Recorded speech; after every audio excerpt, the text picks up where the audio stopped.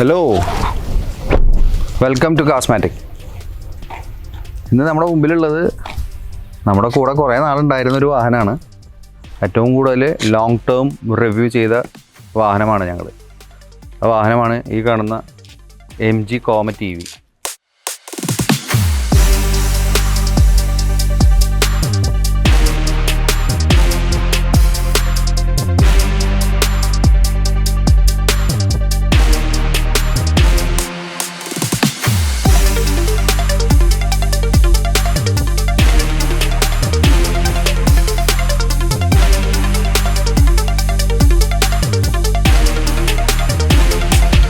എങ്ങനെയുണ്ട് നമ്മുടെ ഈ കോമറ്റ് EV? കാണാനൊക്കെ സുന്ദരനാണ്, വലിയ കുഴപ്പങ്ങളൊന്നുമില്ല. പക്ഷേ നമുക്ക് ഈ വണ്ടി കിട്ടുന്നത് ഫെബ്രുവരി ഫസ്റ്റ് വീക്കിലാണ്.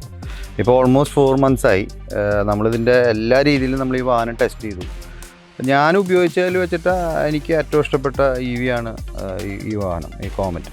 പ്രത്യേകിച്ച് ഇതിൻ്റെ പ്രാക്ടിക്കാലിറ്റിയും പിന്നെ അതുപോലെ തന്നെ ഇതിൻ്റെ ഒരു യൂസർ ഫ്രണ്ട്ലിനെസ്സുമാണ് ഇതിനെ കൂടുതലും എനിക്ക് ഇതിൽ എന്നെ അട്രാക്റ്റ് ചെയ്ത ഘടകം. പുതിയ കോമറ്റ് EVയുടെ പ്രത്യേകിച്ച് എനിക്ക് ഫീൽ ചെയ്ത ഏറ്റവും ഇഷ്ടപ്പെട്ട കുറേ ഘടകങ്ങളുണ്ട് ഈ വാഹനത്തിൽ. അതൊന്ന് കാണിച്ചു തരാം. ഒന്ന് ഹെഡ്ലൈറ്റ്സാണ്. ഈ മൾട്ടി LED ഹെഡ്ലാമ്പ് വളരെയധികം, പ്രത്യേകിച്ച് നൈറ്റ് വിഷൻ പെർഫെക്റ്റാണ്. അത് ഒരു രക്ഷയില്ല, പറയാതെ വയ്യ. അതൊന്ന്. രണ്ട്, ഈ വാഹനത്തിൻ്റെ ഡോറുകളാണ് ഒടുക്കത്തെ ബിൽഡ് ക്വാളിറ്റി. അപ്പോൾ ഞങ്ങൾ 4 മാസമൊക്കെ ഒരുപാട് പേര് മാറി റഫ് യൂസ് ചെയ്ത് അങ്ങോട്ട് ഇടും കേരളം ഇറങ്ങലൊക്കെ ഉണ്ടായിരുന്നു.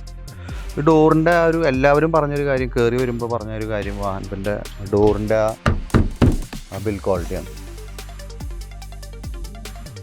പിന്നെ ഇനി ടയർ സൈഡിലേക്ക് വരുമ്പോൾ എനിക്ക് ഏറ്റവും ഇഷ്ടപ്പെട്ടത്, ഏറ്റവും കംഫർട്ടായിട്ട് തോന്നിയത് വാഹനത്തിൻ്റെ സസ്പെൻഷനാണ്.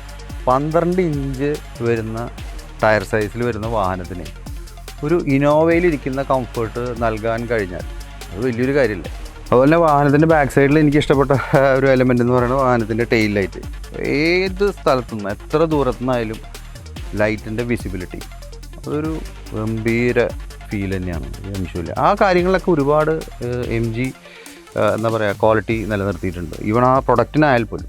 അതുപോലെ തന്നെ ഈ വാഹനത്തിൽ എനിക്ക് ഏറ്റവും കൗതുകം തോന്നിയ, അതുപോലെ തന്നെ ഒരു പ്രത്യേകത തോന്നിയ ഒരു കാര്യമാണ് റിയർ വീൽ ഡ്രൈവ്. ഈ വാഹനം റിയർ വീൽ ഡ്രൈവാണ്, 12 ഇഞ്ച് സൈസിൽ റിയർ വീൽ ഡ്രൈവ്. അത് സത്യം പറഞ്ഞു കഴിഞ്ഞാൽ വാഹനത്തിന് ഒന്നുകൂടി നല്ല സ്റ്റെബിലിറ്റി ഫീൽ ചെയ്യുന്നുണ്ട്. അതുപോലെ തന്നെ കോർണറിങ് എബിലിറ്റി കൂടുതൽ നൽകുന്നുണ്ട്. അതൊക്കെ തന്നെ സിറ്റി ഡ്രൈവിനൊക്കെ വളരെയധികം എഫിഷ്യൻ്റായിട്ട് എനിക്ക് ഫീൽ ചെയ്തു. അതുപോലെ തന്നെ ഈ വാഹനത്തിൻ്റെ ഹൈറ്റ് വന്നിട്ട് 1645 mm ആണ്. അതുപോലെ തന്നെ വാഹനത്തിൻ്റെ വിഡ്ത്ത് വന്നിട്ട് 1505 mm വിഡ്ത്ത് വരുന്നുണ്ട്. 2974 mm ലെങ്ത്തും വരുന്നുണ്ട്. ഇത് വളരെ എനിക്ക് തോന്നുന്നു ആ ഒരു സൈസ് എനിക്ക് തോന്നുന്നു മൈക്രോ കാസിൽ പെടുന്ന ഒരു സൈസാണ്. അത് എനിക്ക് തോന്നുന്നു ഇപ്പോൾ ഈ വാഹനം മാത്രമാണ് ഇപ്പോൾ ഇന്ത്യയിൽ ഈ സൈസിൽ ലഭ്യമായിട്ടുള്ളത്. പണ്ട് നാനോ ആയിരുന്നു, ഇപ്പോൾ എനിക്ക് തോന്നുന്നു ഇതാണ് വാഹനം. ശരിക്കും ഇതിനൊരു മൈക്രോ കാർ എന്നാണ് ശരിക്കും ഇൻഡസ്ട്രി വിശേഷിപ്പിക്കുന്നത്. ഇതാണ് കോമറ്റിൻ്റെ ബൂട്ട് സ്പേസ്. എല്ലാവരും പരാതി പറയുന്നുണ്ട്, സ്പേസ് ഇല്ല, വളരെ ബുദ്ധിമുട്ടാണ്, ഞങ്ങൾക്ക് ലഗേജ് വയ്ക്കാൻ പറ്റില്ല. പക്ഷേ ഞങ്ങൾക്ക് അങ്ങനെയല്ല തോന്നിയത്. ഞങ്ങളുടെ ലോങ് ടേം റിവ്യൂവിൽ ഞങ്ങളുടെ എല്ലാ ഈവൻ ക്യാമറ തൊട്ട് സകല സാധനം ഈ വാഹനത്തിൻ്റെ പിൻ സീറ്റിലാണ് ഉണ്ടായിരുന്നത്. ആ പിൻ സീറ്റിൻ്റെ ഒരു വലിയൊരു പ്രത്യേകത എന്ന് വെച്ച് കഴിഞ്ഞാൽ വാഹനം ഫോൾഡ് ചെയ്തിട്ട് നമുക്കിങ്ങനെ ലഗേജ് വയ്ക്കാം. ഇത് 60-40 അല്ല, 50-50 സ്പ്ലിറ്റാണ്. അത്രയും പെർഫെക്റ്റായിട്ട് സാധനങ്ങൾ കൊണ്ടുപോകാൻ പറ്റും. അപ്പോൾ പ്രത്യേകിച്ച് നമ്മുടെ നാട്ടിലൊക്കെ ഒരു ന്യൂക്ലിയർ ഫാമിലി, ഒരു ഹസ്ബൻഡ് വൈഫ് കോൺസെപ്റ്റിൽ ഒരു കിഡാണ് എന്നുണ്ടെങ്കിൽ ഡെഫിനറ്റ്ലി ഇത് അവർക്ക് കറക്റ്റ് സൂട്ടബിൾ വാഹനമാണ്.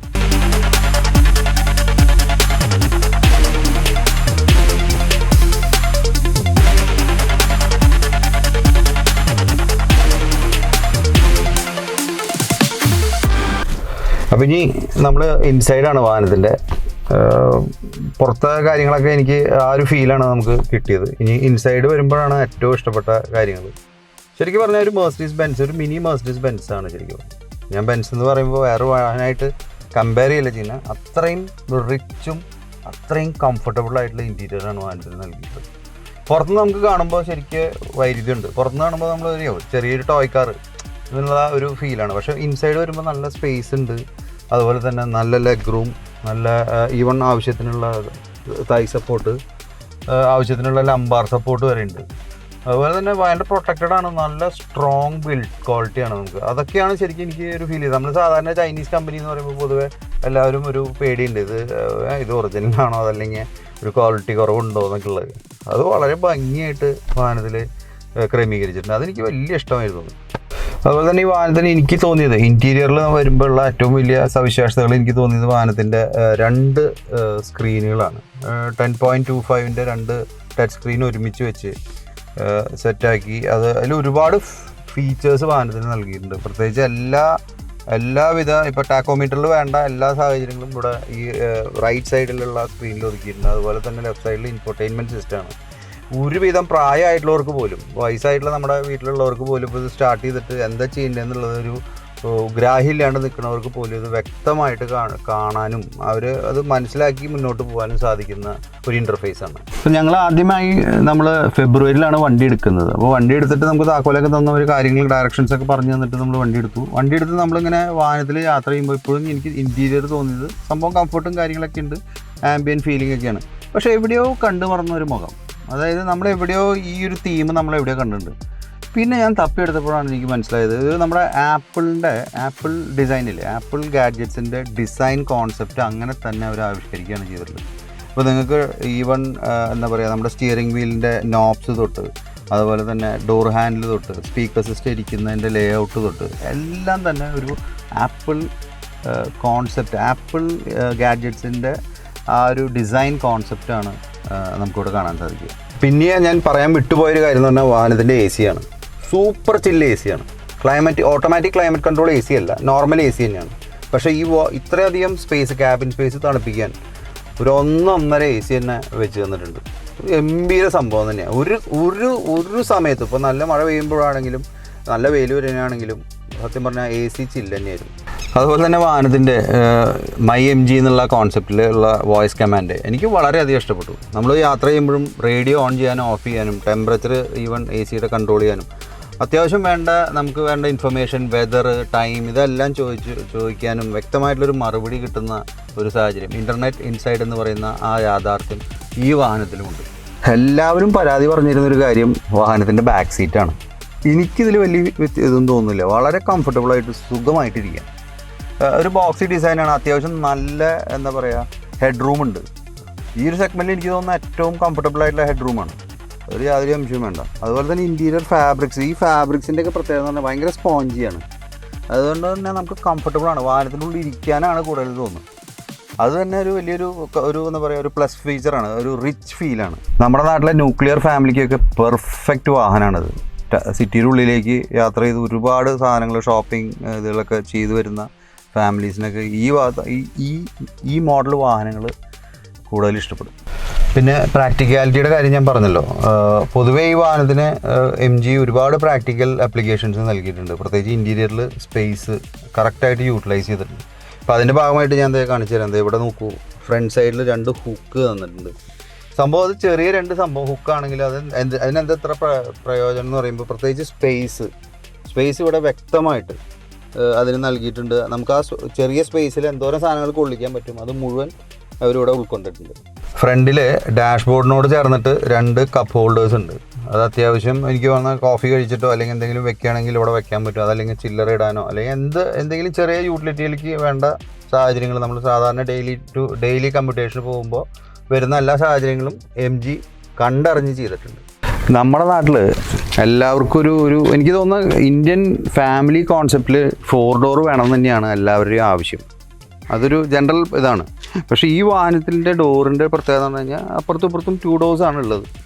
എല്ലാവരും എന്നോട് ചോദിച്ചൊരു ഇതെന്ന് പറഞ്ഞാൽ ഇതിൽ ബാക്കിൽ കയറിയിട്ടുള്ളവർ പലരും പല രീതിയിൽ അഭിപ്രായങ്ങൾ പറഞ്ഞു. ചിലർക്ക് വളരെ സന്തോഷമായി ബാക്കിൽ ഇത്രയധികം സ്പേസ് ഉണ്ടെന്നുള്ളത്. അതുപോലെ തന്നെ പലരും പറഞ്ഞു ഇത് എന്താ പറയുക കയറാൻ വളരെ കംഫർട്ടബിളാണെന്ന് പറഞ്ഞു. അത് ചിലർ കുറച്ച് പേര് പറഞ്ഞു അത് ബുദ്ധിമുട്ടുണ്ടെന്ന് പറഞ്ഞു. പക്ഷേ എന്നെ സംബന്ധിച്ച് എനിക്ക് ഫീൽ ചെയ്തൊരു കാര്യം ഇത്രയും കംഫർട്ടബിളായിട്ട് വാഹനത്തിനുള്ളിലേക്ക് എൻട്രി ചെയ്യാവുന്ന ഒരു സ്പേസ് ഇതിൽ വ്യക്തമായിട്ട് കൊടുത്തിട്ടുണ്ട്. മാത്രമല്ല അത് ഞാൻ കാണിച്ചു തരാം എങ്ങനെ കയറേണ്ടതെന്നുള്ളത്. വാ, ഇത്രയും സ്പേസാണ് ഇവിടെ നമുക്ക് നൽകിയിട്ടുള്ളത്. ഇതൊരു കംഫർട്ടബിൾ സ്പേസ് അല്ലേ? നിങ്ങളതിൽ എന്തെങ്കിലും അഭിപ്രായങ്ങളൊക്കെ ഉണ്ടെങ്കിൽ കമൻറ്റ് ചെയ്യുക. എനിക്ക് സ്പേസ് നന്നായിട്ട് തോന്നി. അതുപോലെ തന്നെ വാഹനത്തിൻ്റെ ഉള്ളിലേക്ക് കയറുമ്പോൾ ഇവിടെ ഒരു ഹാൻഡിലുണ്ട്. ആ ഹാൻഡിൽ വളരെ കംഫർട്ടബിളായിട്ട് നമുക്ക് കയറിയിരിക്കാവുന്നതാണ്. അതുപോലെ തന്നെ ഇറങ്ങുന്ന സമയത്ത് പോലും ബാക്കിലെ ഹാൻഡിൽ പിടിച്ചിട്ട് നമുക്ക് ഇറങ്ങാൻ സാധിക്കും. ഇപ്പോൾ ഈവൺ നമുക്കൊരു സപ്പോർട്ട് വേണമെന്നുണ്ടെങ്കിൽ ഇവിടെ ഡ്രൈവർ സൈഡിൽ ഒരു ഹുക്ക് നൽകിയിട്ടുണ്ട്. ആ ഹുക്കിൽ പിടിച്ച് നമുക്ക് വളരെ വ്യക്തമായിട്ട് ഇറങ്ങാൻ പറ്റും. അപ്പോൾ അതൊരു വലിയൊരു ഇഷ്യൂ അല്ല എന്നാണ് എനിക്ക് തോന്നുന്നത്. ഇത് തന്നെയാണ് വാഹനത്തിൻ്റെ പ്രത്യേകത.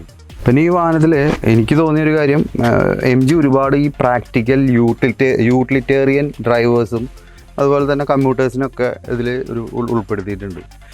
ഒരുപാട് സ്പേസ് ശരിക്കും പറഞ്ഞാൽ ഡോർ ട്രിമ്മിൽ നൽകിയിട്ടുണ്ട്. ഒരുപാട് സാധനങ്ങൾ നമുക്ക് വെക്കാൻ പറ്റും. വെള്ളം, അതുപോലെ തന്നെ അത്യാവശ്യം വേണ്ട ഒരു ലാപ്ടോപ്പ് സാധനങ്ങളൊക്കെ ഇതിൽ കയറും.